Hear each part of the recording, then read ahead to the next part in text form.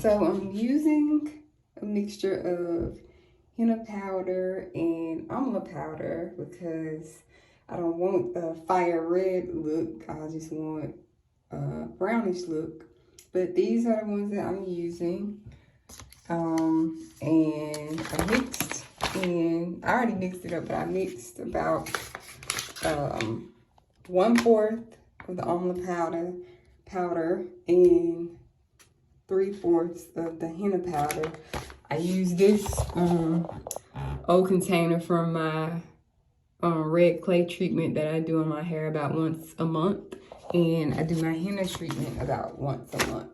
But really, whenever I see like my roots coming back gray in those little gray spots, so I'll open it and let you see what it looks like. This is the henna powder. Starts off as that green, grassy looking color, and that's what it smells like.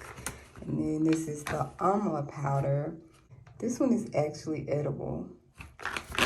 And this is what it looks like once it's mixed. Has that greenish color. And then once it gets on my hair and settles, if it was the henna by itself, it would be red. But since it's both, it would be brown. Okay, so I just shampooed my hair, didn't condition it because you don't really want your hair to have that like slick feeling, because you want the dye to take as much as possible. You will need a shower cap. So I'm gonna pull out one of these for like a plastic cap, not shower cap. Same thing though. Or you can use a plastic bag. That's what I use before I got this plastic caps. I would just like wrap the plastic bag like a head wrap or a turban or whatever. And you'll need gloves, plastic gloves. I just realized I'm out of gloves. All I have is this one that I found. So I'm gonna use one glove and one Ziploc bag. We'll see how that works. I put this on like my right hand, since that's my main hand and what I'll be using to kind of part through my hair. Along with this is what I stirred the henna with, the end of this, and then I'm gonna part through and brush it on. Yeah, if you don't use a glove, it will dye your hand. It dyed my hand before and it stayed on there for a good little while. So that lets you know that it works. So hopefully this does okay, or at least prevents most of my hand and nails from being dyed reddish brown or brown. So I'm gonna get started. Well, I should have waited to put this on, but let me take this plastic one off. But I'm just gonna part my hair in 4 sections for right now. My middle part, I wear it so much that it pretty much stays. It doesn't have to be perfect because you're just doing this to, and I can just actually do it with my fingers really. You're just doing this to have the hair sectioned off, to work through it easier when you put the henna on. Okay, so I'm gonna start in the front this time because you probably can't see, yeah, you can see there like how my roots are coming back. The little seasoned hair is coming back, so I want to give that the most coverage for the longest amount of time, like let it sit the longest. So I'm gonna start in the front here because that's where my biggest patch is, and the rest of it is just like a few strings everywhere. But that's what I mostly try to cover. I mean, even though I do put it on my whole head, I'm not gonna go through and just pick out every string because I can't even see it, but what I can see, I don't want to see it. So this is what it looks like. I let it sit for 3 hours. As instructed, it says to let it sit for 2 to 3 hours. Let it marinate and let the dye release and whatever. But I let it sit, so probably give it another good stir like that.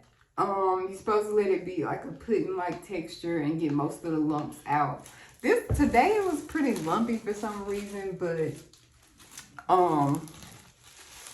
I just had to keep stirring it. So if you feel like it's lumpy or staying lumpy forever, just keep stirring and the lumps will come out. So I normally like just work it through, like, you know, back in the day when we had a relaxer. I put it use the brush, dip it in there, and I go here, and I'm having seasoned hair in my sideburns, and I'm not cutting them off. So I just leave that alone. But just go around the edges and get that really good. But, you know, try not to go beyond your hairline so that you're not dyeing your skin. But, you know, if you wash it off in a timely manner after you let it sit, you shouldn't have any problem. You know, shouldn't have too many problems with that. I'm just gonna show you how I work through this first section, and then I'm gonna go through it and come back and show you what it looks like, and then let it sit. I try to do this like on a down day, like on a Sunday or a day where I don't have a lot to do, because it is a long process. So don't plan on going anywhere or get up early enough to do it. I did some other things I had to do while I was waiting and letting it sit. This looks kind of messy, but I go through and I put it on like the roots first. Try to get that worked in real good, and then I actually dip my hand in to put it on my hair, or use the brush to brush it through on my hair. Oh, I forgot also these clips. If you have some clips, that's helpful. So, but yeah, it's a lengthy process, and I used to actually go behind it and use indigo, because that makes it like an even darker brown or a black. But that was too time consuming, because you have to wait several hours or till the next day to like let the henna settle before you go behind it and put the indigo on, and then you gotta mix that, and then you gotta you know, go through the process of letting the dye release with that, and then you gotta go through the process of letting it sit on your hair before you rinse it. And then I still have to style my hair, and it's, you know, a good bit of hair, not the most that y'all probably ever seen, but I, you know, got a pretty good bit of hair. And the way my curls set up, I can't be going around looking crazy for 2 days to naturally dye my hair. So one day is just fine with me. One day is plenty. So this Henna and Amla will have to do to make a brown. Plus my natural hair is like a sandy brown. It's not a black anyway. So I don't have to have it. Well, it's not fried or laid to the side, but I don't have to have it dyed like that. So I'm working through this kind of fast because I just want y'all to see it and then get through the rest so we can get to the letting it marinate again on my hair. Okay, and then just work it through the other part here.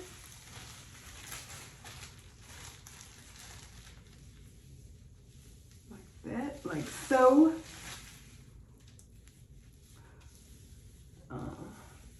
And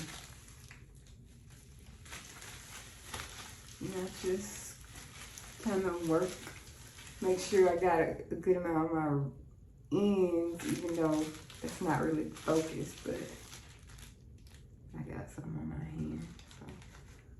So. And then like I used to take an old shower cap, or even like buying a brand new shower cap, because you can get a shower cap from the Dollar Tree for $1 and now 25 cents. But you can get a shower cap from the Dollar Tree and just spread it out on the floor if you're worried about like making a mess on the floor. But since my hair is not like super soaking wet, and the texture of my henna, you know, it's not like soggy wet, then it's not really dripping and splashing everywhere, but sometimes you will see a splash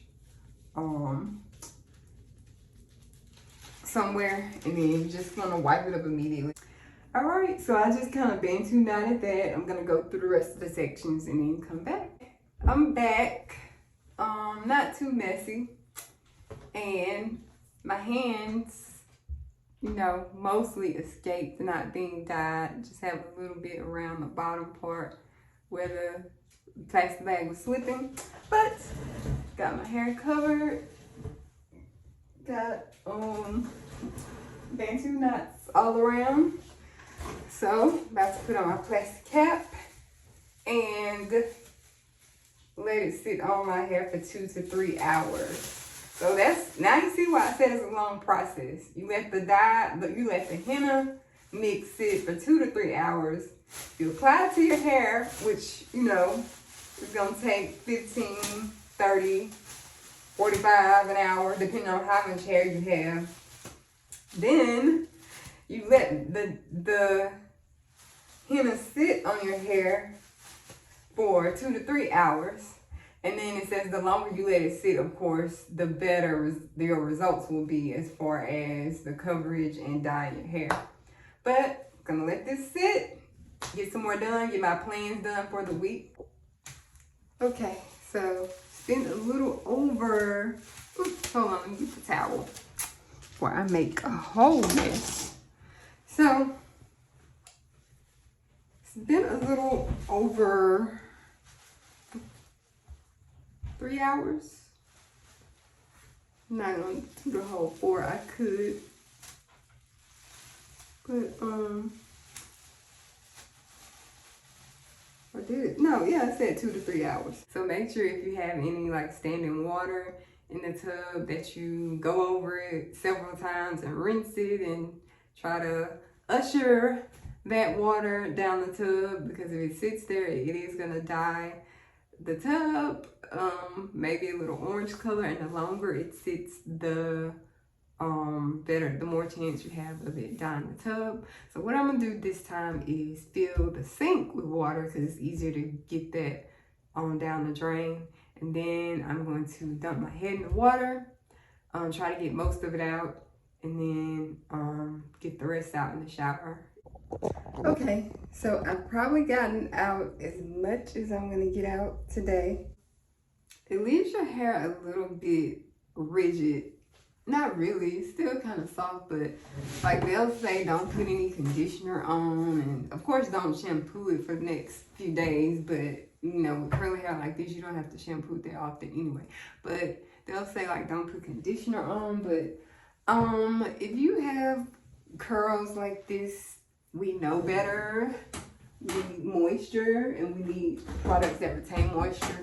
So I shampooed it, but I didn't do my normal conditioner beforehand. Like I said, I didn't want my hair to have that slippery feel. But I am going to do my leave-in conditioner now and work that through my hair. And that will be it before I start styling it, which I'll put more moisture in it when I start styling it. Maybe not as heavily with the oils until it dries, but I'm not gonna deplete my hair of moisture. I'll take that loss if the color doesn't stay as long for some reason because I added moisture. So I'll put the conditioner on and work that through. I'm gonna part my hair in sections and put it up and go eat me a salad because I'm hungry. But here are the roots that I had showed you before, where I was telling you my seasoned roots were coming through. And you can see a little reddish brown color on them, and you can't see as much gray as you did before. Let me see if I can get some of that white off so you can tell.